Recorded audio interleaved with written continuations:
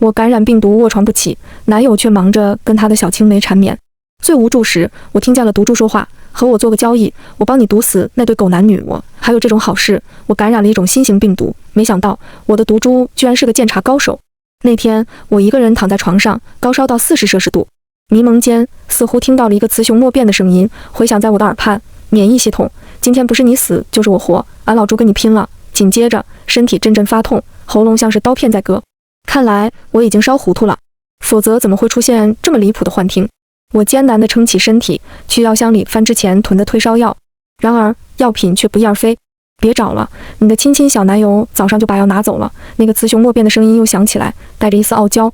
我皱眉，2次听见这个声音，似乎不是幻觉，可看了看四周，没人啊。我撑着沉重的脑袋给男朋友打了个电话：梁毅，药箱里的退烧药怎么不见了？梁毅却是一副理所当然的语气：哦，查查的爸妈发烧了，他买不到药，我早上就给他送来了。我倒吸一口凉气，还真被那个雌雄莫辨的声音说中了。要是今早被我男朋友拿走的。而他口中的查查，全名叫成查查，是和梁毅从小一起长大的青梅，更准确地说，他是梁毅心中的白月光。程查查不愿和梁毅交往，又舍不得这条舔狗，便一直吊着，时不时介入到我和梁毅中间，以妹妹的身份刷足存在感。这一次也不例外。我按捺着心中的愤怒，哑着嗓子艰难道：那些药是我买的，你没有支配权，给我送回来。梁毅不耐烦地啧了一声：尚小茹，你太自私了吧，我都已经给查查了，哪有要回来的道理？你不要无理取闹。他拿我买的药送给小青梅充面子，还怪我无理取闹。我气得肺管都在发疼，怒道：我被病毒感染了，现在高烧到40°C。还没等我说完，电话那头便传来程查查的茶言茶语：阿姨，你是在跟姐姐打电话吗？看你脸色这么差，是不是她不同意把药给我？哎，姐姐一直对我有成见，你要实在为难就算了吧。说到后面，她的声音带了几声抽泣，居然还委屈上了。不为难不为难，药都给你，我说了算。梁毅立刻对程查查一通安抚，又敷衍着对我说：我要陪查查去给他爸妈寄药了，你那么年轻，发烧了熬一熬就行，别闹。说完就挂断了电话，我的心也随之跌入谷底。哈哈哈，又是一个遇人不淑的。我看我干脆改名叫分手猪得了，读一个拆一对，又是那个雌雄莫辨的声音。哪怕我烧得再迷糊，但一连3次听见这个声音，总不该是幻觉吧？谁在说话？我看着空旷无人的客厅，试探着问。对方犹豫了一下，这屋里也没别人，难道这女的能听见我说话？这也太惊悚了吧！那声音还在嘟囔着，我径直打断道：没错，我确实能听见你说话。你刚刚说你是分手猪？难道是我昨天吃的那块猪肉？那声音立刻激动起来：什么猪啊狗啊，我是毒猪，让你发烧到40°C的毒猪。哦，我扶着头喃喃自语，我一定是烧得太厉害了，才会幻想自己在跟毒猪对话。谁料这毒猪比我还兴奋，卧槽，居然有人类能听到我说话，好酷哦！我更坚信一切只是幻觉，不然毒猪怎么还会说脏话？我拿出手机，想要再拯救一下自己不清醒的头脑，在外卖软件上搜退烧药。还没来得及下单，那个雌雄莫辨的声音再度响起：吃药有啥用？该难受还是难受。你还不如跟我合作，我能让你舒舒服服的中毒。我手指一顿，什么意思？即便看不到对方的庐山真面目，我也能从他的声音中听出兴奋。你是第一个能听到我说话的人类，多新鲜啊！不如我们合作，只要你跟我唠唠嗑，再帮我把病毒多传染几个人，我就不让你受罪。似乎是为了表达诚意，随着他的话音落下，我身上的疼痛竟奇迹般的消失了。怎么样？不疼了吧？毒株得意洋洋地问我。直到这时候，我才开始认真思考，或许我真的遇到了某种科学无法解释的现象。你真的是毒株？害我发烧那个？我试探着开口，谁料这一开口，声音清亮无比，哪还有之前喉咙吞刀片的嘶哑。对于他是毒株这件事，我不由多了2分相信。只听毒株自豪道：如假包换，这个小区里基本都是我的分身。你要是还不信，现在3号楼3-3的业主正在编辑小区群的消息，问大家感染以后有没有流泪不止的情况。他还拍了一张自拍，马上发群里。没多久，我的手机一震，还真是3号楼3-3的消息，说自己遇到了哭猪，动不动就流眼泪。在他发的自拍里，眼睛哭肿成了2个大灯泡，格外滑稽。呵，这眼睛肿这么大，我不由感慨。毒株笑嘻嘻的揽功，我弄的厉害吧？这话我真没法往下接。于是换了个话题问：你的毒株分身遍布小区，是不是还自带监控功能？有毒株的地方就有你的眼睛。他沾沾自喜道：那是当然，要不然我怎么能知道你男朋友今早卷走了你所有的药？我点点头，心中的相信又多了2分。怎么样？要不要跟我合作？我可以保证你病得完全无症状，吃妈妈香，睡妈妈棒。毒株对我诚挚地发出邀请。说实话，有点心动。想到之前骨头缝里都在疼的那种痛苦，我几乎想要立刻答应。但是你让我传染别人，这个我觉得有点缺德。我弱弱地说。毒株邪魅一笑，如果是传染给渣男和绿茶呢，还觉得缺德吗？我惊讶，你一个毒株还知道绿茶是什么意思？那是当然，我们猪猪都是很聪明的。最近我的分身传遍各地，渣男抛弃妻子，把药送给绿茶的事也不止你这一家。我早就练就了一身鉴茶的本事，分分钟吊打绿茶，手撕渣男。我由衷感慨，真没想到你还是一只紧跟时代潮流的鉴茶猪。所以结论呢？他迫不及待地问，你帮我把病毒种给渣男和绿茶，我保你舒舒服服度过病期。这一波你不亏，岂止是不亏，我赚得盆满钵满好吗？想到梁毅和程查查恶心的嘴脸，我再也没有道德枷锁，对着虚无的空气伸出手，成交。我和毒株一拍即合，今晚等梁毅回家，你就吐口老痰把他裹成琥珀，我保管传染成功。毒株自信满满。我提出难点，那程查查怎么搞？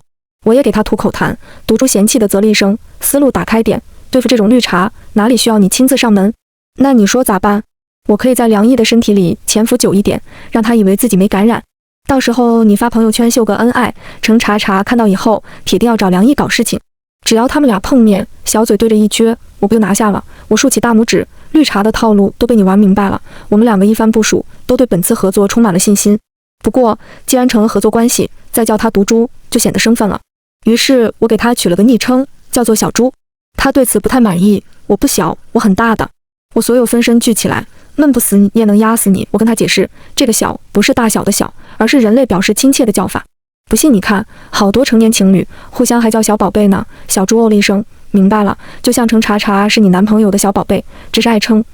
算了，咱俩就别爱称了，我还是叫你老猪吧。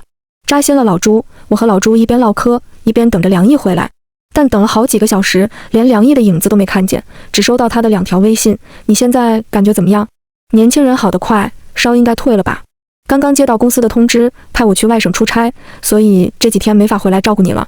小茹，你一向坚强，照顾好自己。我看着这2条在我底线上横跳的微信，半晌才憋出一个字：靠。老朱也叹了口气，根据我丰富的经验，男人在这时候出差，一般不是真的出差。所以我刚刚特意用分身查了他的行踪，这孙子果然跟程查查在一起，2个人正甜甜蜜蜜在商场吃饭呢。我立马起身拿件外套，走，我们也去。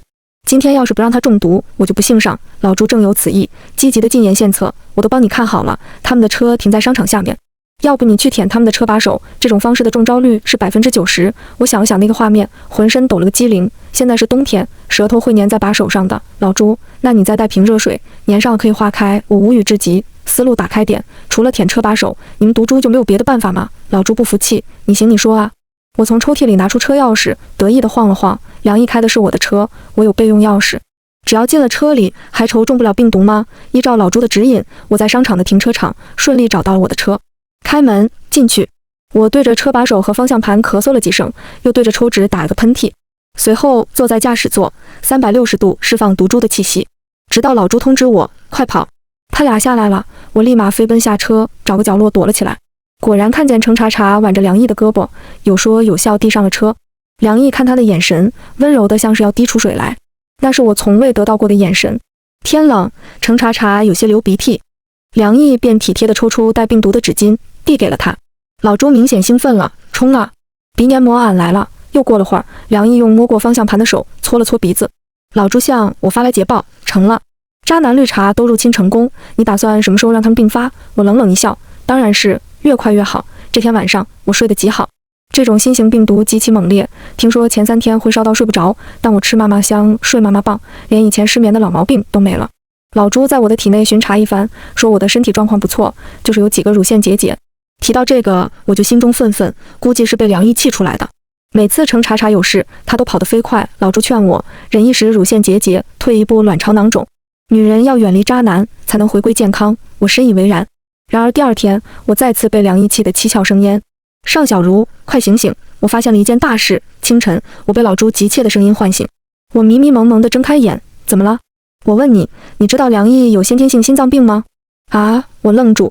老朱说，昨晚我在梁毅的身体里游荡，发现他的心脏跟普通人不太一样。我就问免疫系统是咋回事，刚开始免疫系统还不说，直到被我打了一顿，才告诉我梁毅有先天性心脏病，还做过心脏手术。我的手不由发颤。想起之前我曾问过梁毅，他胸口的刀疤是怎么回事，他说是小时候划伤的，原来那竟然是心脏手术的刀疤。怪不得梁毅的身体那么弱，不能剧烈运动，不能干重活，不能熬夜。他早就知道自己有心脏病，却故意隐瞒我。如果等结婚以后才发现，我岂不是会被他拖累一生？尚小茹，你可别生母心泛滥啊！这个男的后期大概率会出现心衰，做不了任何体力活，所有事都得你来承担。他不告诉你，就是想骗婚啊！老朱苦口婆心道。放心，我还没那么傻。我深吸一口气，让自己的情绪平静下来。谢谢你，老朱，我不会再喜欢他了。这种渣男不值得我为他乳腺结节。老朱闻言松了口气，又洋洋得意起来。俺就说嘛，还没有俺老朱烧不死的恋爱脑。我重振旗鼓，精神抖擞的起来做早饭。刚煎了个荷包蛋，就听见老朱说了句卧槽。怎么，被我精湛的厨艺惊到了吗？我笑着问。老朱呵呵一笑，倒数10秒，你会看到一个惊喜。10、9、8、2、1，只听门口传来一阵开锁声，梁毅带着程查查推门进来。两人都是眼窝深陷，脸色发黄，肉眼可见地疲惫。对上我的目光，梁毅扯开嘴笑了笑。小茹，出差临时取消，我立马就回来陪你了。你都不知道昨天我有多担心你。我手里握着平底锅，面无表情地看着他和程查查，都带着绿茶上门了，还不忘拿出差当借口。他真当别人是傻子吗？见我不说话，梁毅清了清嗓子。小茹啊，我和查查昨晚都发烧了，应该是被你传染了。看你还能做饭，病应该好了吧？但我和查查就比较严重了，昨晚烧得一整晚都没睡，我一言不发，等着看他憋的什么屁。梁毅见我不搭腔，只得自顾自说下去。查查一个人在这座城市无依无靠，病了也没人照顾，我就把他带过来跟咱们一起养病。反正你照顾自己一个人是照顾，照顾我们3个人也是照顾，差不了多少。我冷笑一声，他俩这算盘珠子都崩我脸上了。梁毅有心脏病，料理自己都难，更别说照顾别人。而程查查作为梁毅的白月光，更不可能放下身段照顾他。所以他们俩想了个绝美的主意，让我这个冤大头伺候他们。就连见多识广的老朱都看不过去，感叹道：我从未见过如此厚颜无耻之人。程查查还在那装委屈。阿姨，姐姐一直对我有成见，你就别为难她了。大不了我走，让我自生自灭吧。他是真的敬业，嗓子都被老朱弄得嘶哑了，还不忘夹着说话。看着两人演得这么卖力，那我当然要成全他们了。我搓了搓手，绽开一个大大的笑容。行啊，来都来了，就留下呗。程查查一愣，没想到我会答应的这么爽快。老朱却嘿嘿一笑，秒懂我的意思。行啊，不就是照顾他们吗？脸那么大，俺老朱一定把他们照顾进 ICU。老朱雄心壮志，蠢蠢欲动。昨晚我对他俩只是小试牛刀，还没发挥我真正的实力。既然他们还有余力作妖，就让他们见识见识我的猪猪石大酷刑。老朱摩拳擦掌，而梁毅对这一切浑然不觉，还不要脸的开口指挥我。小茹，我和查查还没吃早饭呢，你刚好在做，就顺便给我们也做2份吧。好一个顺便。我立马把刚煎好的荷包蛋塞进自己嘴里。梁毅惊讶地瞪大眼，你怎么自己吃了？我和查查是病人。我慢吞吞地嚼完荷包蛋，挑了挑眉，你们是病人，难道我就不是？昨天你跟我怎么说的来着？年轻人发烧了熬一熬就行，别瞎闹啊！梁毅身体一僵，用难以置信的眼神望向我。程查查不忘在这时候刷存在感，姐姐你怎么能这样跟阿义说话呢？如果姐姐对我有气，就撒在我身上吧，不要伤害阿义。梁毅感动的眼眶红红。查查，不行，这两人太恶心了，俺老朱受不了了。老朱干呕了一声，迫不及待道：我现在就要发动猪猪石大酷刑第1式。喉咙吞刀片。话音刚落，方才还惺惺作态的梁毅和程查查顿时变了脸色，两人卡着自己的脖子，面色痛苦，半晌只挤出了几个音节，嘎嘎嘎，我差点没忍住笑了出来。老朱狂放的笑声却毫不掩饰，哈哈哈哈，总算让他俩闭嘴了。但是光看他俩出气儿都好烦哦，干脆再来个猪猪石大酷刑第2式，水泥封鼻孔。这一下，梁毅和程查查连嘎都嘎不出来了，两个人张大嘴，艰难地吞下稀薄的空气。梁毅疼得直皱眉头，快步走到我的药箱旁，在里面翻来翻去，似乎没找到什么有用的药。他转过头，用求助的眼神看我，比出口型药。我装作看不懂的样子，啥？你说啥？无奈，梁毅只好找出纸笔，写下退烧药3个字。我冷笑，你忘了吗？我的退烧药全部被你拿去讨好程查查了呀！梁毅嘴唇惨白，幽怨地看向程查查。程查查不由露出了委屈的表情，他一咬牙，掏出100元塞给我，忍着刀割般的疼痛嘶哑开口：姐姐，求你去买点药。他的状况比梁毅稍微好点，勉强还能开口。只是这100元连被梁毅偷走的药钱都不够，他哪来的底气指挥我？我正想吐槽，老朱却先发威了。靠，这个绿茶居然还敢吩咐你去买药！吃药就是帮免疫系统提升战斗力，这不是跟俺老朱作对吗？看来今天我必须给他点教训。猪猪石大酷刑第3式，大姨妈收支。我听得一口水喷了出来，这是什么鬼酷刑？老猪狡黠一笑，绿茶今天刚好来了大姨妈，我给他大火收支，直接收成毛蟹旺。话音落下，程查查突然捂住小腹，双腿向内收拢，他的脸以肉眼可见的速度变红，显然温度烧得更高了。我看得幸灾乐祸，老猪真是神通广大，连这种邪招都能想出来。我看网上说你还能让人不停放屁，这个能安排上吗？我问老猪。老猪兴奋大笑，没问题。你想让他们放响屁还是臭屁？这个还能选？又臭又响的屁可以吗？老猪爽快答应，行，立马安排。等一下，我先出门，你再出招。我走到梁毅和程查查的面前，装作担忧的样子。我出去看看能不能买到退烧药，你们先歇着吧。梁毅和程查查立刻点头，像大爷大妈似的倒在沙发上，丝毫没有顾及到我也是一个被感染的病人。我换上鞋，出了门，关上门锁的那一刻，我瞬间兴奋了。行了，老猪，开整吧。好嘞，老猪嘴里念念有词。猪猪石大酷刑第4式，无敌机关屁。伴随着老猪的施法，门内传来轰隆一声巨响，我吓得浑身一震，里面炸药爆了。不，老猪说是屁爆了。我松了口气。我听说真正的爱情是可以在对方面前无所顾忌的放屁，希望他们能好好把握这个机会，认定彼此是真爱。老猪深以为然，太感动了。我立刻给他们加足屁力，就算是我给他们的爱情祝福了。紧接着，呲屁、砰屁、闷屁、连环屁、间歇屁、回流屁层出不穷，此起彼伏。被病毒感染以后受不得凉，不宜开窗，就让他们在不通风的房间里好好感受彼此的屁味。考验真爱的时刻到来了。我走出小区，买药是不可能买药的，梁毅和程查查抢了我的药，休想让我以德报怨，就让他们的屁声再飞一会儿，我去逍遥自在。我慢吞吞找了家餐厅吃午饭，又去电玩城玩了一下午，直到傍晚才想起来家里还有2个放屁的。老猪，现在家里啥情况？我问。老猪说，那2人在屁位里待久了，已经适应了。不过梁毅有心脏病，现在已经接近他能承受的底线，再折腾下去，很快他的病情就要爆发了。我略一思忖，那就先别折腾了，我不想搞出人命，就让他们缓一缓，等缓过来再继续。那你现在打算怎么办？先回去看看吧。老猪沉默了一会儿，欲言又止。你想说什么？我问他。老猪叹了口气，等你自己回去就知道了。我心中奇怪，轻手轻脚地回到家，刚推开门，迎面飘来一阵令人窒息的屁味。我捏着鼻子走进卧室，竟然看到了沉沉睡去的梁毅和程查查在床上拥抱在一起。虽然我已经决定放下这段感情，但亲眼见到，我还是被愤怒淹没了。我发烧的时候浑身畏寒，怕冷，无人关心我。如今他们躺在我的床上拥抱取暖，把我当成什么了？我再也不想给他们留情面，拿出手机，咔咔对着熟睡的2人拍了好几张，然后带图发了朋友圈。我高烧到40摄氏度时，你卷走我的退烧药去讨好他。后来他病了，你却要我照顾他。我也是个病人，却从没得到你一句关心。我想，他才是你的真爱吧。看到你们岁月静好抱在一起，我累了。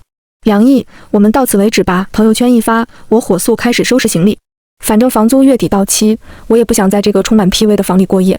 这时候斩断2人的关系最合适不过。我收拾行李的声音惊醒了梁毅，他哑着嗓子问我：小茹，你要走？给我们买的药呢？我瞟了一眼他，动作没停。你先看看你怀里抱着谁？凭什么我要给你们买药？梁毅低头一看，强行狡辩：小茹，这是个误会。我发烧烧得太厉害，意识根本不清醒，你别闹了好吗？我知道你一直想跟我结婚，大不了等我病好，咱们就去领证，总行了吧？他一脸笃定地看着我，仿佛提出结婚是对我的恩赐。我冷笑，还结婚？你做什么春秋大梦呢？得了心脏病想找人接盘，你找你的查查去，别跟我沾边。我们已经分手了。梁毅惊恐地瞪大眼，你怎么会知道心脏病的事？我懒得搭理他，收好行李正要走，又被程查查拦住。姐姐，我只把阿义当哥哥，从来没想进入你们的感情，你误会他了。程查查说来说去，总共就这么几句茶言茶语，索然无味。我觉得不耐烦了，你们俩咋这么烦人呢？能不能别说话？老朱，堵他们的嘴。这回不用留情。程查查一愣，谁是老朱？姐姐你不会……他话还没说完，突然从喉咙里发出一声哀嚎，疼得蜷缩在地上。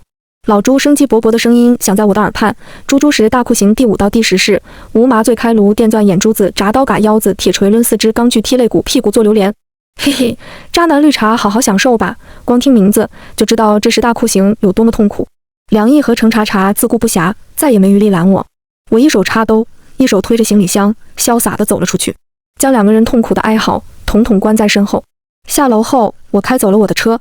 之前心疼梁毅经常在外应酬，我就把自己的车借给他开。如今分手，我自然要拿回属于我的东西。我开车找了个酒店住下。等一切收拾好了，老朱才告诉我，梁毅和程查查被救护车送到了医院，进了 ICU。再一看手机，程查查给我打了10几个电话，我设了静音，一个没听见。老朱说，梁毅的身体实在太弱，我稍微一自由发挥，他就休克了。程查查本来想让你过去照顾，后来自己也承受不住，昏迷前打了120。我点点头，这些事情如今都跟我没有关系了。我在网上看了公司附近的租房信息，连夜联系了房东，第二天早上就看了房，定下了。之前和梁毅一起租的房子，离他公司近，离我公司远。如今自己一个人，通勤方便了不少。我打电话找了个搬家公司，把我剩下的东西搬到了新家。日子似乎回归安宁，除了每天老朱在我耳边疯狂地哔哔。尚小茹，你也别太难过。虽然爱情没轮上你，但病情轮上了你，总算是轮上了点啥。老朱试图安慰刚失恋的我。我扶额，你还不如别安慰我。尚小茹，还有10多天我就要走了，痊愈以后，你会不会想我呀？你问问那些病人，谁会想念一只毒株？巴不得毒株离自己远远的。那你呢？要是没我在，失恋的你只有孤独一人。平心而论，我的确有点依赖老朱了，但我不会承认。于是我只是说，那就稍微想你一丢丢吧。老朱立马哈哈大笑，别担心，就算我这次走了，你的抗体也只能支撑2-3个月，到时候我们再见。我一时分不清这是好事还是坏事，只得拉下脸威胁，你再瞎说，我就吃颗退烧药给你退烧。老朱嘤2声，总算安静了。又过了10多天，梁毅一直没有从 ICU 里出来。他本身有心脏病，被老朱诱发出了心肌炎，造成心力衰竭，好几次休克晕厥，又被医生从鬼门关拉回来。ICU 的费用很高，钱像流水一样花了出去。程查查倒是从 ICU 转到了普通病房，已经没有大碍。他好几次发短信让我去看看梁毅，我都没理，并且他每发一次，老朱都会让他吃些苦头。渐渐的，程查查也摸出了规律，不敢来骚扰我了。本以为这件事就此了结，但这天我上班时，梁毅的父母居然找上了门，到我公司闹事。尚小茹害得我儿子进了 ICU， 今天他不给个说法，我们就在这里不走了。梁毅父母往地上一躺，一副碰瓷的架势。公司的人不明就里，对着我指指点点。你儿子进 ICU 关我什么事儿？我跟他早就分手了，我直截了当地说。梁毅父母在地上撒泼，要不是你把病毒传染给我儿子，他怎么会病成这样？你害他进了 ICU， 转脸还跟他分手，做人不能像你一样没良心。要是你连我儿子的医疗费都不付，那是要遭天打雷劈的。我冷笑一声，估计他们家现在已经被掏空了，只有从我这里搞钱才能继续支撑下去。还好我早就准备了一手。我掏出手机，正要亮出梁毅和程查查的床照，然而还没等我开口，梁毅父母就开始鬼哭狼嚎，你这个没良心的，你必须支付我儿子所有的医疗费，不然我们就天天上你公司闹。这是没完，他俩扯着嗓子在地上乱喊，眼看看热闹的人越来越多，领导忍不住提醒我，尚小茹，你赶紧把这事儿解决了，不要影响办公秩序，我们这是私企，如果他们长期这么闹下去，必然会影响公司业务的开展，到时候公司才不会管谁对谁错，肯定会先把我开除。但每当我要开口解释，梁毅父母就会不停胡搅蛮缠，压根不给我说清楚的机会。估计他们也知道自己的理由站不住脚，想通过撒泼打滚从我这里拿钱。可惜我并不是一个人，敬酒不吃吃罚酒，老朱动手吧。好嘞，老朱愉快应声。幸好我早就通过程查查把分身种到他俩身上，现在终于到了我出场的时候。老朱精准卡点，每次梁毅父母要开口号，他就让他们体验喉咙吞刀片水泥封鼻孔。梁毅父母嘎嘎嘎的说不出完整的话，总算安静了。他们一安静，我就有了解释的空间。我把梁毅和程查查的床照用办公室的投影放出来，梁毅父母看见了，冲上来就要抢我手机。老朱再来一招铁锤抡4只，直接让二老倒在了地上。我这才清了清嗓子，开口道：叔叔阿姨，梁毅出轨了程查查，这才是我跟他分手的原因。再说了，生病之前他一直跟程查查待在一起，2个人如胶似漆在外面吃饭，凭什么说是我传染的？大家知道毒株有很多种，我的毒株是优质毒株，病了基本没感觉，而梁毅和程查查的症状相同，毒株明显是同一种。你们要找传染人，也应该去找程查查。我又调出分手那天我发的朋友圈，我发这条朋友圈的时间是在梁毅被送到医院之前，可以证明我并不是因为他进了 ICU 才分手。相反，在发现他出轨以前，我还在照顾他和程查查，一切都是他自己做的孽，怎么都怪不到我头上。梁毅父母脸色惨白，似乎还想要申辩什么，但周围的人都对他们指指点点，露出不耻的神情，没有人再对他们报以同情。失去了道德的制高点，梁毅父母被旁人说的脸红一阵白一阵。最终还是自己从地上爬起来，佝偻着背离开了。老朱，你又帮了我一次，我兴高采烈地想和老朱庆功，然而过了很久，依然没有他的回应。老朱，老朱，我不由着急，连唤他好几声。过去，老朱总会在第一时间回应我，如今却沉默无声。算算时间，从我生病到现在，已经过了近20天，差不多是毒株能在人体停留的时间。老朱，他走了，临走之前还在帮我降妖除魔。虽然我再也听不到他的声音，但我知道他还在我的身边，不停地传播着，生存着。从此以后，每看到身边有人感染病毒，我都会涌起一股亲切的感觉。我知道老朱就在那里，默默以他的方式陪伴着我。3个月后，梁毅被公司开除了。他被老朱弄得心力衰竭，已经无法适应正常的工作节奏。公司也担心他哪天心肌梗死，等他一出院就赔钱开除了他。梁毅的父母去找程查查要医疗费，程查查不给，他们又要求他零彩礼嫁给梁毅。毕竟以梁毅如今孱弱的体质，基本不可能娶到媳妇儿。程查查本来就看不上梁毅，经历了对方的无敌机关癖，更是心中生厌，说什么也不同意。最后为了逃避梁毅父母的撒泼，程查查举家搬到了外地，彻底和梁毅断了联系。梁毅也来找过我好几次，但奇怪的是，每次他一靠近我，就会疼痛难忍，跪在地上无法动弹。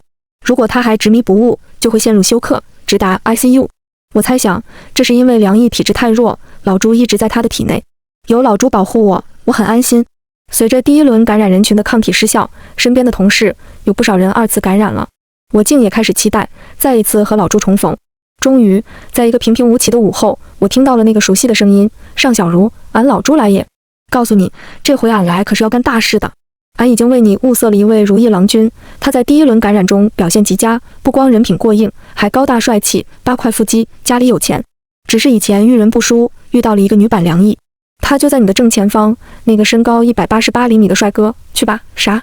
老朱刚回来就要给我介绍对象？我目瞪口呆。老朱，你还干牵红线的事儿啊？老朱哈哈大笑。错了，我牵的不是红线，是钢丝线。你等会儿就懂了。我抬起头，被正前方那个身高188厘米的帅哥闪瞎了眼，心动就在这一刻发生。然而那帅哥却突然面露难色，抱头蹲下。我被美色迷惑，不由走过去关心：“你还好吗？”奇怪，我一靠近，帅哥的脸色就松快了。他长舒一口气：“没什么，刚刚觉得头疼，现在好了。”我点点头，似乎没什么可以再说的，正准备离开。然而我脚步一挪，帅哥的头又开始疼了，这次疼得更加剧烈，他不由抓住了我的胳膊，但一碰到我，他就又恢复了神采。老朱在我耳边放肆大笑：“哈哈哈，明白了吗？这就是俺老朱牵的钢丝线。帅哥只有靠近你，才能从痛苦中得到解脱。你就是他的药，他根本跑不掉。尚小茹，不如我们再做个交易，我让你舒舒服服的第2次感染，而你要让俺老朱磕一次 CP。”我抬起头，看着帅哥劲瘦有力的身材，不争气的眼泪从嘴角流了下来。病毒映照人性，经过老朱认证的好男人，一定是非常可靠的。这个交易我不亏。我笑了笑，就像上次一样，对着虚无的空气伸出手，成交。第1次感染，老朱替我除掉渣男；第2次感染，老朱为我物色猛男。管他什么金猪银猪，都不如我的老朱。放心吧，老朱，这个 CP 我一定让你磕起来纵享丝滑，奇爽无比。